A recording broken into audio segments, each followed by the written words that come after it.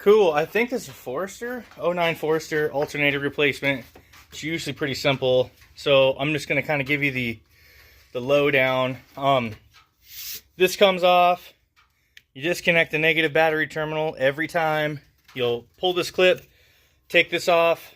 What size is that? That looks like a 12. This is just a pull clip. And then there is a belt tensioner that runs across, and I believe it's right here. So we'll get to that in a minute.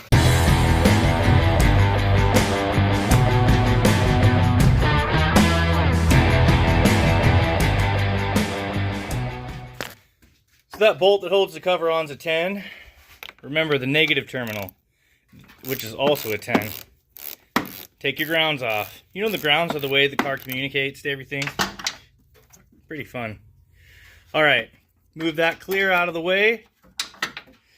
I think that's a 12. So I'm gonna try to do this one-handed.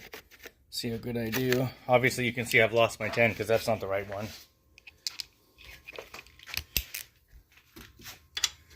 All right.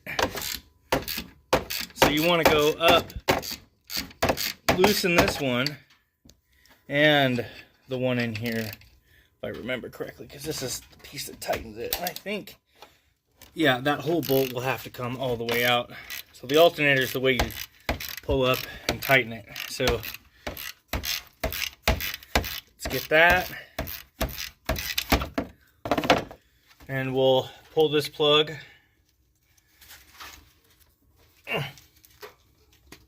Cool, we got that off. Is that a 12? Yep. See, this is why you pull that negative terminal first, because that's a positive. If you ground out anywhere on this, like right there, see that? If you ground that out, you're gonna ruin some stuff. Might pop a few fuses, might burn an electrical wire. Pull the ground. So we'll start with that. Pull the lock washer off. I'll just set it over here. Don't need that. Okay, that's off. Let's gently move this out of the way. So this bolt will have to come off right there. And then this entire bolt will come out too. But remember, this is the tensioner, so we'll get on that. An added note, this clip and this clip, they have to go back that way. So when you put them back, remember this before I'm going to pull this bolt out. But I just wanted you to know. And then obviously this tensioner bolt goes back in on that. Okay guys, I pulled that whole bolt out. I left one of the brackets in. Remember, this one goes on the back side like this. Back behind it. Pulled that bolt completely out. After I loosened it down, see the witness marks? You probably want to go about that far and then pull it. And then it shouldn't be too terribly hard. We're just going to move this belt out of the way. You may have to use a pry bar on this section if you can't pull it straight up. It's really hot, so we got her. And that's it. So now we're going to install the new one. This is an O'Reilly's Ultima Select. This is the model number that's on it, and the serial number, 12 volts. I think it's a 90 amp alternator. Anyway, we need to pull this piece off. And we're gonna put the old one back in the box in a little bit. Should be pretty straightforward to put back. Put it back here, push it down this way. We'll stick this bracket on first, and then we're gonna hold that up and thread the bolt. Like I said, fairly simple. We got our brackets back in the correct way. I hand threaded that whole thing in. I started threading this. So what we're gonna do is we're gonna tighten this most of the way in, but this is how you tighten your tension. We're gonna thread this up against the belt. Make sure this goes back over the grooves.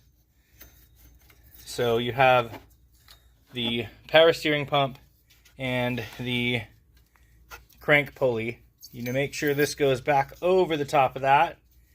Bring that down a little bit. We're already pretty tight with the way it is. And we're gonna thread this up until we get some good tension. I'll let you know when that is, and then lock it back. So I just used the witness marks and stopped right about where the witness marks were. We'll go back a little bit and I'll kind of show you. See those witness marks? See where the threads are kind of light right there? That's where we stop. You can use the witness marks.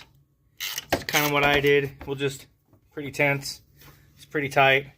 Then we're going to lock this in place. So this is a 12, that's a 12, and this is a 12. So Subarus typically use like 10s. Everybody pretty much uses 10s now. 10s, 14s, 12s, 16s, 17s, stuff like that. So we're going to hook all this stuff back up. I'm going to lock this in place real quick. And then we'll tighten the other bolt on the alternator up nice and snug. Like so. It's good. This one requires extension. I'm not great one-handed.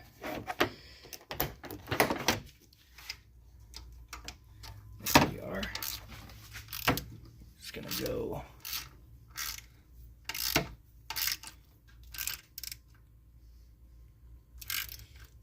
All right, that's good. Let's bring the harness back over. We're gonna plug this in here. It clicked. We're gonna pull this nut off the top. Right there. We'll set this back, this cable back over. I don't know if the nut that's supplied is a 12. It may be a different size. They are. I hate that. So I'm not putting that one back on there. And you might yell at me, I don't care, but it's easier just to use the same size tools. Aftermarket, I almost guarantee you that's a 13. So let's sit that back in. Now we didn't put the cable back on yet for obvious reasons. We don't want to ground out the positive terminal. Okay, so that's good.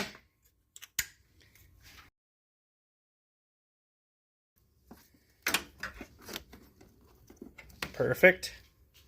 Let's get our 10 from the pile. I don't need you anymore.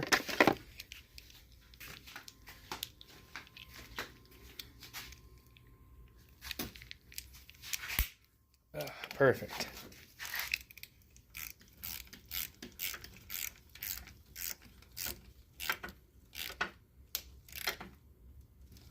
Cool, we got that. Put this cover back over there. And then this cover piece.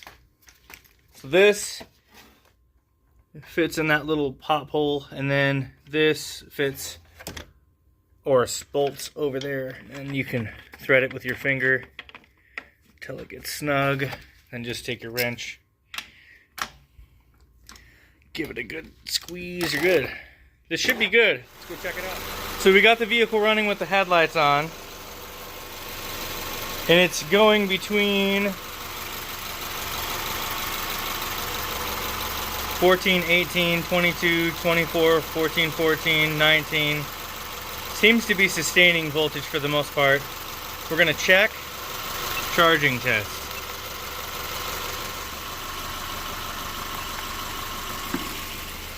I think I had to hit enter first.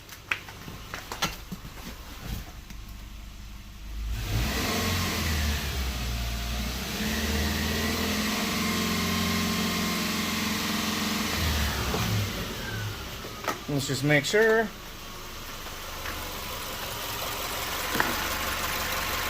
Loaded 1420, upload 1422, charging normal. Looks like we passed here, so bam, giving it back. Toast on Mechanics, my guys. Like and subscribe.